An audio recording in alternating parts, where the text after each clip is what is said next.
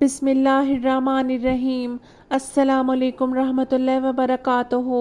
گھر میں قرآن پاک کی تلاوت کرنا بلا شبہ اس گھر پر اللہ پاک کی رحمت و نعمت کی ایک نشانی ہے، اور ایسا گھر اللہ پاک کی رحمت سے خالی ہو ہی نہیں سکتا جہاں اللہ پاک کے کلام کا ذکر کیا جاتا ہو۔ حضرت عائشہ صدیقہ رضی اللہ عنہا سے روایت ہے کہ حضور صلی اللہ علیہ وآلہ وسلم نے فرمایا، وہ گھر جس میں قرآن کریم پڑھا جاتا ہے آسمان والوں کو ایسے دکھائی دیتا ہے جیسے کہ زمین والوں کو ستارے دکھائی دیتے ہیں۔